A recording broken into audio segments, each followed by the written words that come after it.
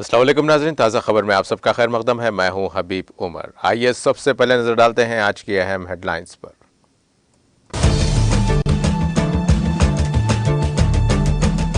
रजब Tayyip Erdogan और Vladimir Zelensky ने किया तबादले ख्याल। तुर्की और यूक्रेन की अनाज की बरामद के मुआहदे को दोबारा शुरू करने का किया ऐलान।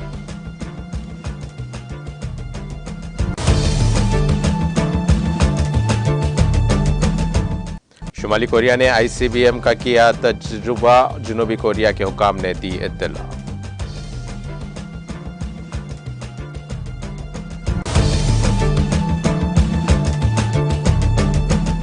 लाल किले पर लश्कर तैयबा के दहशतगर्द हमले का मामला। सुप्रीम कोर्ट ने की पाकिस्तानी दहशतगर्द आसिफ की सजाए मौत की तौसीक।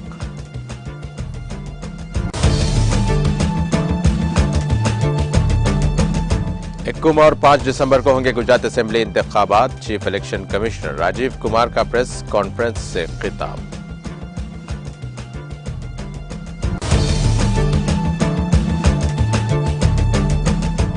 उत्तर प्रदेश के आगरा के करीब खौफनाक सड़क हादसा। बस और टैंकर में तसादम की टक्कर, 2 अफराद हलाक, 1 दर्जन जख्मी।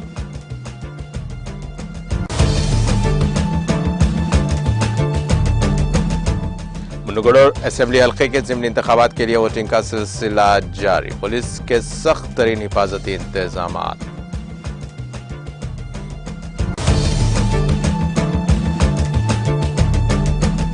जिला संगारेड्डी में आरटीसी बस और कार में खौफनाक तसादुम। हादसे में एक ही खानदान के 4 अफराद हलाक।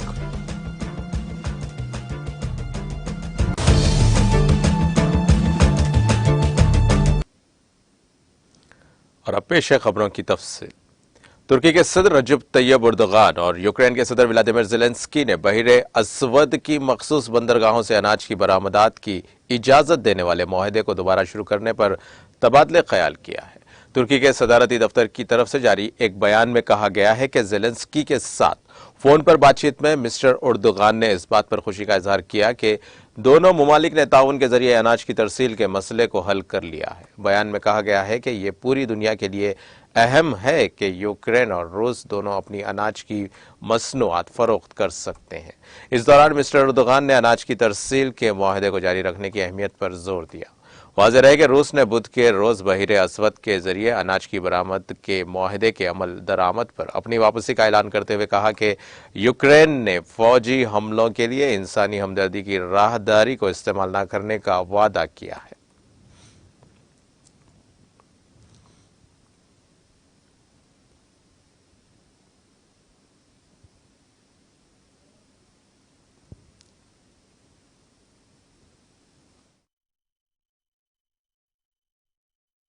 Sayın Putin'le dün yaptığımız görüşme üzerine Rusya Savunma Bakanı Sayın Şoygu, Milli Savunma Bakanımız Hulusi Akar'ı arayarak bugün saat 12'den itibaren tahıl sevkiyatının eskiden planlandığı gibi devam edeceğini bildirdi.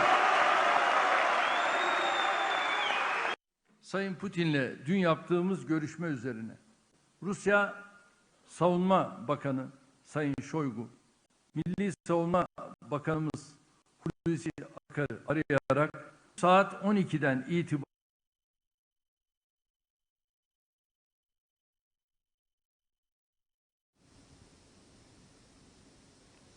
जनूबी कोरिया ने कहा है कि शुमाली कोरिया ने एक बैनुल बर्रे Azmi ballistic missile ICBM का तजुर्बा किया है, जिसे दुनिया के दूसरे सिरे तक मार करने के लिए डिजाइन किया गया। बीबीसी की रिपोर्ट के मुताबिक यह इत्तला जनूबी कोरिया के हुकाम ने दी है। आईसीबीएम की लॉन्चिंग इस साल शुमाली कोरिया की तरफ से 7वीं लॉन्चिंग है और खदशा जाहिर किया जा रहा है कि यह जल्द ही जौहरी हथियार का तजुर्बा करेगा। शुमाली कोरिया के ज्वाइंट चीफ ऑफ स्टाफ के एक बयान के मुताबिक शुमाली कोरिया ने जुमेरात को मुकामी वक्त के मुताबिक तकरीबन 7:40 पर तवील फासले तक मार करने वाले मिसाइल का तजुर्बा किया। साथ ही बीबीसी के एक जरिए ने भी तस्दीक की है कि शुमाली कोरिया की जानिब से दागे जाने वाला मिसाइल आईसीबीएम था। शुमाली कोरिया की जानिब से फायर किए गए मिसाइल ने तकरीबन 760 किलोमीटर मील तक परवाज की और तकरीबन 1920 किलोमीटर की बुलंदी तक पहुंच गया। शुमाली कोरिया की योनहाप न्यूज एजेंसी ने अपनी रिपोर्ट में जराये के हवाले से बताया है कि शुमाली कोरिया का यह मिसाइल नाकाम हो गया। दोनों कोरियाई ममालिक की जानिब से एक दूसरे की जानिब मिसाइल दागे जाने के बाद कशीदगी बढ़ गई है और इसी सिलसिले में आज मिसाइल दागे गए।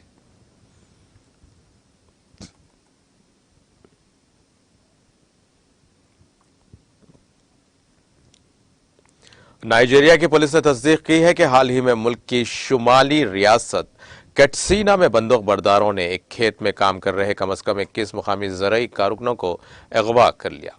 पुलिस के तर्जुमान गैम्बो ईसा ने बुध को ज़ेनहुआ खबर रसा एजेंसी को बताया कि मुसल्लह हमलावरों ने इतवार को रियासत के फास्क्री लोकल गवर्नमेंट एरिया के गांव कंपानी मलाफिया के एक मुकामी खेत में काम कर रहे मजदूरों को अगवा कर लिया और उन्हें नामालूम मुकाम पर ले गए। उन्होंने कहा कि उन्होंने मुसल्लह अफराद ने 15 से 19 साल के कुल 21 कारकुनों को अगवा कर लिया।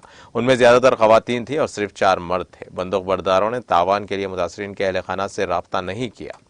पुलिस के एक तर्जुमान ने बताया कि फार्म मैनेजर ने पहले बंदूक बरदारों के साथ एक मुआहदा किया था, जिन्होंने बगैर किसी गड़बड़ी कटाई की इजाजत देने के लिए खेत मालिकों से रंगदारी की मांग की थी। उन्होंने कहा कि पुलिस हमलावरों को पकड़ने की कोशिश कर रही है।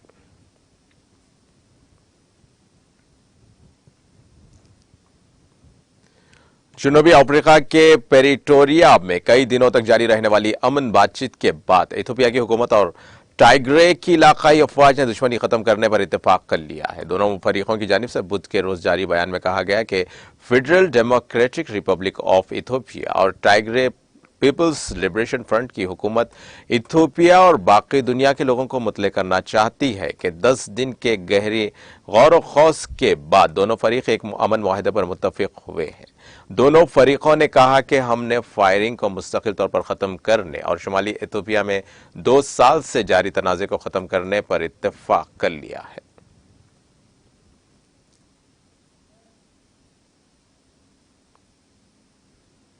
सुप्रीम कोर्ट ने जुमेरात को साल 2000 में लाल किले पर हमले के मामले में लश्कर तैयबा के दहशतगर्द मोहम्मद आरिफ उर्फ अशफाक को सुनाई गई मौत की सजा की तौसीक कर दी है। चीफ जस्टिस यू ललित और जस्टिस बेला एम त्रिवेदी की बेंच ने पाकिस्तानी शहरी आसिफ की सजाए मौत की तस्दीक करते हुए फैसला सुनाया। सुप्रीम कोर्ट ने आरिफ की नजरसानी की दरख्वास्त खारिज करते हुए उसे सुनाई गई सजाए मौत को बरकरार रखा। लाल किले पर 22 दिसंबर 2000 को हुए उस दहशतगर्दाना हमले में 2 सिक्योरिटी अहलकार शहीद हुए थे। दहशतगर्दों की फायरिंग से एक और शहरी की मौत हो गई थी। आसिफ इन दहशतगर्दों में शामिल था जिन्होंने लाल किले में घुसकर वहां तैनात सिक्योरिटी अहलकारों पर अंधाधुंध फायरिंग कर दी थी। दहशतगर्द आरिफ को दिल्ली पुलिस ने वाकये के 3 दिन बाद गिरफ्तार किया था। ट्रायल कोर्ट ने उन्हें 2005 में मौत की सजा सुनाई थी। दिल्ली हाई कोर्ट ने 2007 में आरिफ को सुनाई गई मौत की सजा को बरकरार रखा था। अगस्त 2011 में अदालत उज़्मा ने आसिफ की सजाए मौत को जायज करार देते हुए फैसले को बरकरार रखा था। आसिफ के इसी माह सुप्रीम कोर्ट से रिलीफ की उम्मीद की अपील भी ठुकरा दी गई।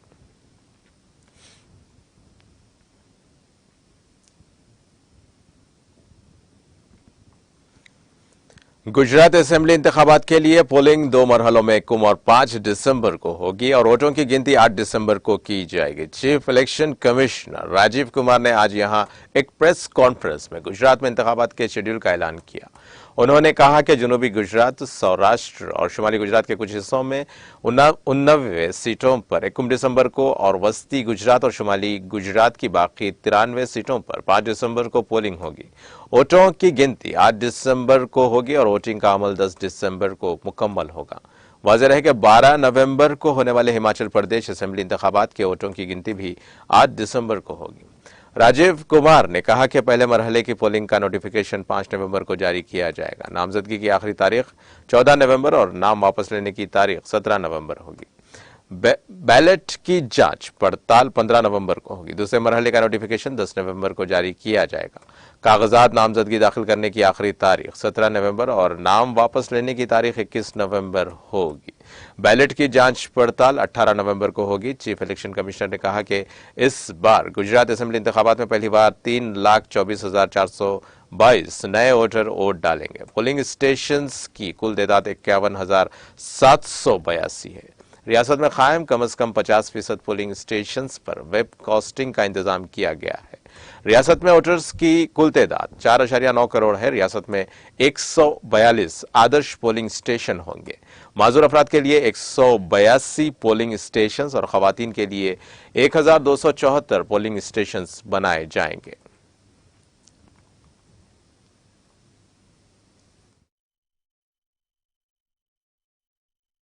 हम निर्वाचन आयोग की तरफ से मोरबी की दुखद घटना से प्रभावित सभी लोगों एवं उनके शोकाकुल परिजनों के प्रति शोक एवं संवेदना व्यक्त करना चाहते हैं। Our heartfelt condolences to the grieved families, and we pray that the departed souls rest in peace. Friends, Gujarat राज्य में विधानसभा का कार्यालय 18 फरवरी 2023 को समाप्त हो रहा है, जिसमें अभी 100 दिन से ऊपर बाकी हैं। राज्य में 182 विधानसभा निर्वाचन क्षेत्र हैं। Of the 182 assembly constituencies, there are 142 general, 17 SC, and 23 ST constituencies. Subsequent to the completion of special summary revision exercise, the final electoral roll has been published for the state of Gujarat on 10th October 2022, and copies of the published electoral roll has been given to all the political parties. They were part of the process by which they were finalized at each stage, and final prints, final rolls have been given to them. During the SSR exercise, the Commission has laid special emphasis on registration of new voters, women.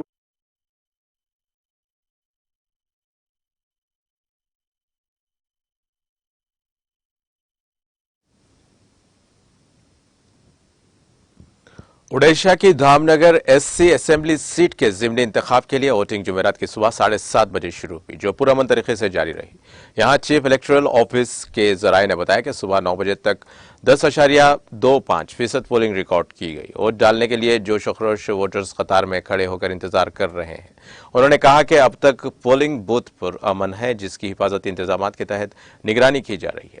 Polling शाम 6 बजे तक जारी रहेगी। इंतखाबी मैदान में मौजूद 5 उम्मीदवारों की किस्मत का फैसला करने के लिए 2,38,417 वोटर्स, जिनमें 1,23,038 मर्द और 1,15,346 खवातीन और 33 ख्वाजा सरा शामिल हैं। ये वोटर 292 बूथ्स पर अपना हक राय दही इस्तेमाल करेंगे। जराये ने बताया कि अबंती दास बीजेडी और सर्वंशी सौरज बीजेपी, बाबा हरि कृष्णा सेठी कांग्रेस, पवित्र मोहन दास आईएनडी और राजेंद्र कुमार दास आईएनडी इंतखाबी मैदान में हैं। बीजेपी के मौजूदा एमएलए विष्णु चरण सेठी की मौत के बाद गुज़िश्ता सितंबर में ज़िमनी इंतखाब कराना पड़ा है। जराये के मुताबिक 252 बूथ्स में से 110 बूथ्स को हसास करार दिया गया है। 126 बूथ्स पर वेब कास्टिंग का इंतजाम किया गया। पोलिंग के पुरअमन इन्नेकाद के अफसरान मुसल्लह पुलिस, हवालदार, कांस्टेबल और होमगार्ड समेत 25 माइक्रो ऑब्जर्वर, 997 पुलिस एहलकार और central armed police force CAPF की 4 कंपनीज 1008 पोलिंग अफसरान को तैनात किया गया है और इस दौरान वोटर्स मौजूरों को उनके घर से बूथ तक पहुंचाने और वापस लाने के लिए खुसूसी इंतजाम किए गए। गैर कानूनी कानकरी मामले में ईडी की तरफ से पूछगछ के लिए झारखंड के वजीर आला हेमंत सोरेन को समन जारी करने के पेश नजर आज बीजेपी और ईडी के दफ्तर की सिक्योरिटी बढ़ा दी गई है। सोरेन को जुमेरात को सुबह 11:30 बजे ईडी के दफ्तर बुलाया गया था, लेकिन वजीर आला ने पहले ही इशारा दिया था कि वो फिलहाल ईडी की कॉल पर नहीं जा रहे हैं। सोरेन आज दोपहर रायपुर जाएंगे, जहां वो छत्तीसगढ़ के यौम तासीस की तकरीबात में हिस्सा लेंगे। साथ ही ईडी ऑफिस की सिक्योरिटी बढ़ा दी गई है। सोरेन को ईडी की तरफ से जारी समन के पेश नजर जुमेरात को रांची के एयरपोर्ट रोड पर वाक़े ईडी के दफ्तर के बाहर बड़ी तादाद में सिक्योरिटी फोर्सेस को तैनात कर दिया गया है। मिस्टर सोरेन को समन जारी करने के मामले को सियासी साजिश करार देते हुए आज दारुल हुकूमत रांची में जेएमएम के कारकुनों की जानिब से मुजाहरा भी शुरू कर दिया गया। इस वजह से बीजेपी के दफ्तर और राजभवन के इर्द गिर्द सिक्योरिटी के सख्त इंतजाम किए गए हैं। जेएमएम के कारकुनान रांची के मोरा आबादी ग्राउंड में जमा हुए हैं। बगैर किसी बुलावे के मोरा आबादी ग्राउंड पर पहुंचने जेएमएम के कारकुन मरकजी तफ्तीशी एजेंसियों का गलत इस्तेमाल करने का इल्जाम लगा रहे हैं। इससे पहले वज़ीर आला मिस्टर सोरेन ने साफ कह दिया है कि वो ईडी की कार्रवाई से खौफजदा होने वाले नहीं है। इसे अपोजिशन की सियासी साजिश करार देते हुए उन्होंने कहा कि मुनासिब प्लेटफॉर्म पर उसका मुंह तोड़ जवाब दिया जाएगा।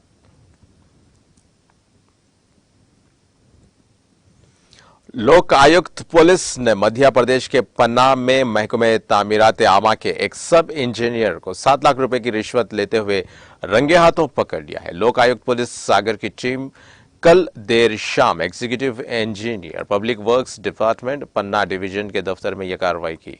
बताया गया है कि डिप्टी इंजीनियर मनोज रचारिया ने यह रिश्वत ठेकेदार भरत मिलन पांडे से जेर तामीर सड़क की जांच और जेर इल्तवा बिलों की अदायगी के एवज मांगी थी। जराये ने बताया कि कल देर शाम शिकायत कुनिंदा ठेकेदार महकमे तामीरात आमा के दफ्तर पहुंचा और वहां मौजूद डिप्टी इंजीनियर मनोज रचारिया को रिश्वत के तौर पर नकद रकम और चेक सौंपा। इस दौरान करीब ही तैनात लोक आयुक्त पुलिस की टीम ने ठेकेदार का इशारा मिलने पर दफ्तर पर छापा मारा और डिप्टी इंजीनियर को रंगे हाथों गिरफ्तार कर लिया। कार्रवाई की क़यादत करने वाले लोक आयुक्त पुलिस सागर के डीएसपी राजेश खेड़े ने बताया कि डिप्टी इंजीनियर मनोज रिचारिया के कब्जे से 500 के नोटों के 2 बंडल, 1 लाख रुपए नकद, यूनियन बैंक 4 लाख और 2 लाख रुपए के 2 चेक, इस तरह की कुल रकम 7 लाख रुपए रिश्वत के तौर पर पकड़ी गई है। मुलजिम के खिलाफ इंसदाद बदउनवानी एक्ट के तहत मुकदमा दर्ज करके मामले की तफ्तीश शुरू कर दी गई। उत्तर प्रदेश में आगरा फिरोजाबाद रोड पर कबीरपुर के करीब जुमेरात की अलस सुबह रोडवेज की बस और एक टैंकर के दरमियान जबरदस्त टक्कर में 2 अफराद हलाक और 1 दर्जन से ज्यादा जख्मी हो गए। पुलिस के मुताबिक जख्मियों को यहां के एसएन मेडिकल कॉलेज में दाखिल कराया गया है। पुलिस ने मौके पर पहुंचकर लाशों को कब्जे में लेकर पोस्टमार्टम के लिए भेज दिया। एतमादपुर पुलिस स्टेशन के एरिया ऑफिसर ने बताया कि हादसे में 2 अफराद की मौके पर ही मौत और 10 अफराद जख्मी हो गए, जिनमें से 4 अफराद की हालत तशवीशनाक बताई जाती है। रियासत के वज़ीर आला योगी आदित्यनाथ ने इस सड़क हादसे में जानी नुकसान पर गहरे रंजो गम का इजहार किया है। वज़ीर आला ने मरने वालों की रूह के सुकून की प्रार्थना करते हुए सोगवार खानदानों से इजहार ताज़ियत किया। मिस्टर योगी ने जख्मियों को फौरी तौर पर हॉस्पिटल पहुंचाया और जिला इंतजामिया के अफसरान को उनके मुनासिब इलाज की हिदायत दी है। उन्होंने जख्मियों की जल्द सेहतयाबी की भी ख्वाहिश की है। इसके साथ ही जिला मजिस्ट्रेट और आला पुलिस अफसरान को मौके पर जाकर जंगी बुनियादों पर इमदादी काम करने की हिदायत दी गई है।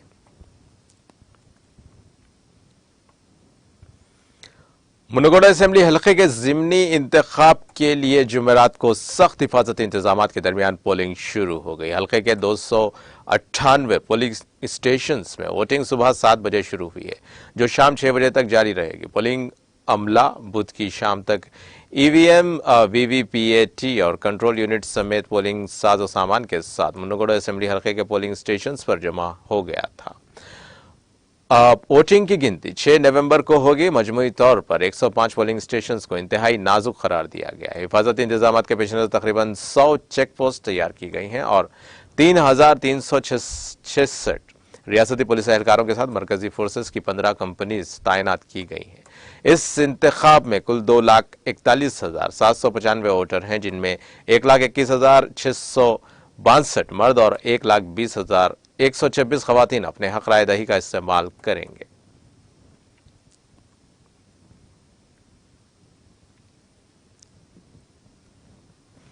जिला संगारेड्डी में पेश आए सड़क हादसे में एक ही खानदान के 4 अफराद हलाक हो गए। यह हादसा जिले के इंदौल मंडल के कंसानपल्ली में नांदेड़ एकोला कौमी शाहरा पर उस वक्त पेश आया जब एक आरटीसी बस ने कार को टक्कर दे दी।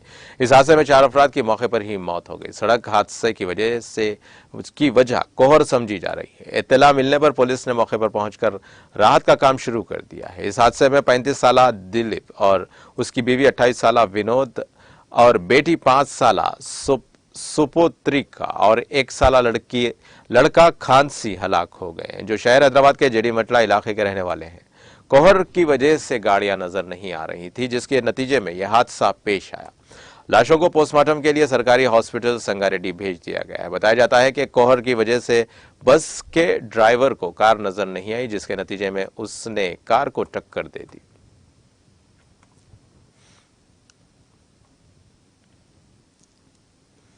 जिला विकाराबाद में पेश आए खौफनाक सड़क हादसे में 3 अफराद हलाक हो गए। यह हादसा जिला के धरूर मंडल के मुज़फ्फरपुर इलाके केरेली में उस वक्त पेश आया जब नामालूम गाड़ी ने ऑटो को टक्कर दे दी। इस हादसे में ऑटो में सवार 3 अफराद की मौत हो गई और 4 दीगर शदीद जख्मी हो गए। इत्तला मिलते ही पुलिस वहां पहुंची और जख्मियों को विकाराबाद हॉस्पिटल मुंतकिल किया। मरने वालों की शिनाख्त रवि राठौड़ और जमील के तौर पर की गई है।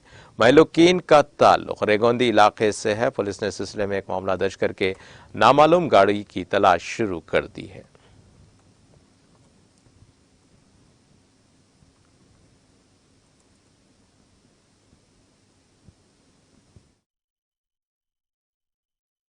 లారీ ప్యాసింజర్తో వస్తున్న ఆటోని ఢీకొనడం వల్ల ఆపోజిట్ డైరెక్షన్లో అందులో దాదాపు 10 మంది ప్యాసింజర్స్ ఉన్నారు. ఒక ముగ్గురు స్పాట్లో చనిపోవడం జరిగింది. ఇంకొక పర్సన్ ఇక్కడ హాస్పిటల్ వికారాబాద్ గవర్నమెంట్ హాస్పిటల్ తీసుకొచ్చాక ట్రీట్మెంట్లో చనిపోవడం జరిగింది. మిగతా వాళ్ళకి ఇంజురీస్ అయినా వాళ్ళకి ఏం ప్రమాదం లేదు. అయితే ప్రమాదం జరగడం దురదృష్టకరం. అక్కడ బ్రిడ్జ్ కూడా ఈ మధ్యలోనే అక్కడ కన్స్ట్రక్షన్ అయింది, టర్నింగ్ కూడా ఉంది. और अब आइए आखिर में डालते हैं हेडलाइंस पर एक और नजर।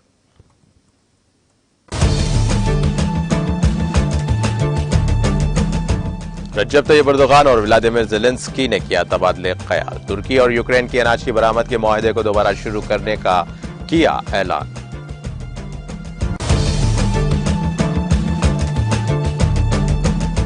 शुमाली कोरिया ने ICBM का किया तजुर्बा। जनूबी कोरिया के हुक्काम ने दी इत्तला।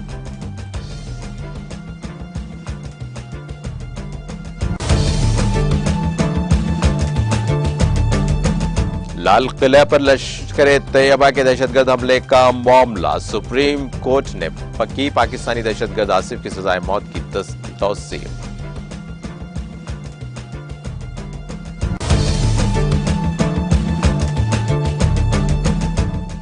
इक्कीस और 5 दिसंबर को होंगे गुजरात असेंबली इंतखाबात। Chief election commissioner Rajiv Kumar का प्रेस कॉन्फ्रेंस से खिताब।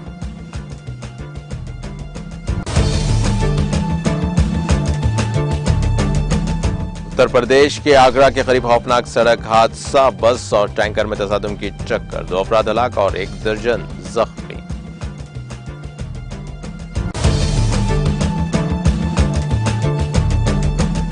मुनगोड़ो असेंबली हल्के के ज़िमनी इंतखाबात के लिए वोटिंग का सिलसिला जारी। पुलिस के सख्त तरीन हिफाजती इंतजाम।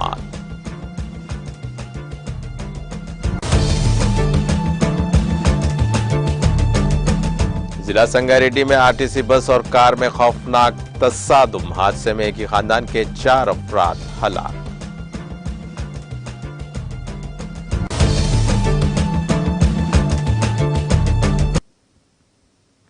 इसी के साथ नाजरीन ताज़ा खबर का सिलसिला यहीं खत्म होता है। ताज़ा खबरों के लिए देखते रहें TTV और अब मुझे दें इजाजत। अल्लाह हाफिज।